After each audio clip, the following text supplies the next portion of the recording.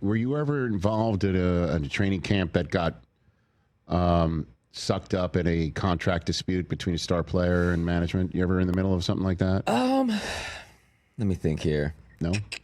Yeah, I think basically my first training camp Was who? was 2011 Bengals. Odd that they're involved. Yeah. Sorry. And Was that out loud? Yeah. Carson Palmer Oh, boy. refused to come to the facility. And that was the year they drafted Andy Dalton in the second round. A.J. Green was a first-round pick. And we're like, do we have a quarterback or not? And they're like, we got Bruce Gradkowski. I think we're going to ride with him unless Andy Dalton shows some promise.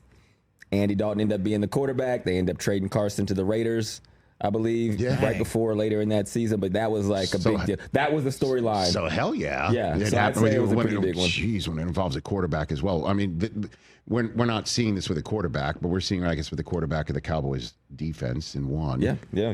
And a quarterback whose top weapon in his remarkable rookie season is another, right, with Terry McLaurin. Yeah, Terry McLaurin. And then there's Trey Hendrickson with Cincinnati right now. But how did that? I mean, you're a first-year player.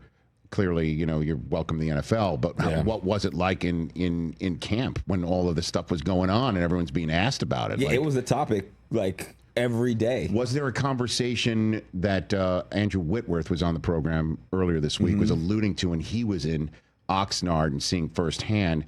Was there a conversation about within the locker room, hey, if they're not willing to pay the guy here, what will that mean for me if I ball out? Are those conversations real? Those are real.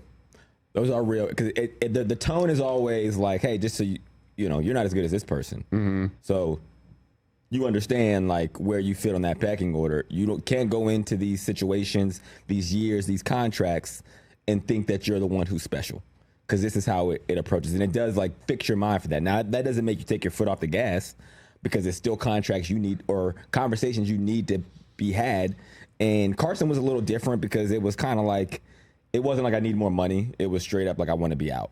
And I actually think him leaving the Bengals, I would argue that it wasn't the best decision. It needed to be done for him and kind of where he was in his career. But I think the Bengals went on a run. It didn't result in playoff wins, but they went on a big run with some of the team that they were able to put together, probably because their quarterback was on a rookie contract. But yeah, it is a sentiment, and it does prepare you whenever you get in that situation to know what the team's perspective is going to be at you. Yeah, because that Witt was describing that, and then McLaurin, he turns 30, and he wants, we would assume, DK Metcalf, $30 million, $32 million, A.J. Brown type money. Yeah. Can't blame him. You can't blame him. You can't. 30 is the magic number at wide receiver. Like, no matter how good you are, they're going to try to pay you less. Unfortunately, that's the way. You're talking about 30 age. You're talking 30 age. Okay, Yeah. 30 age. You remember Bolden one? Bolden was like still as good as he was ever. Like beast. Almost until the day he retired. Right. And it always seemed like such a strain for him. And I would look at his contracts, and as receivers, like, we're watching the film. Like, this guy, 100+ receptions. Like, the whole offense is running through him, and it just seemed like he would still have to keep proving himself or doing prove-it deals. Anquan when Bolden, numbers-wise, he was at the top. And well, you could say, like, his Hall of Fame candidacy is going through the same thing, right? Yeah, Where you're just like, hey, that guy should be finalist every year. Absolutely. Like, he is. People forget, and time goes by, and if there's not enough people banging the drum, Well, with Larry going in next year, maybe that could be, he and Kurt can utilize the platform that will no doubt be afforded to them. I hope so. To say, let's not forget Anquan, who I hopefully will be in attendance because Larry's going in next year. Yeah, he is. Catch the Rich Eisen Show live weekdays from 12 to 3 p.m. Eastern on Roku Sports Channel in the U.S.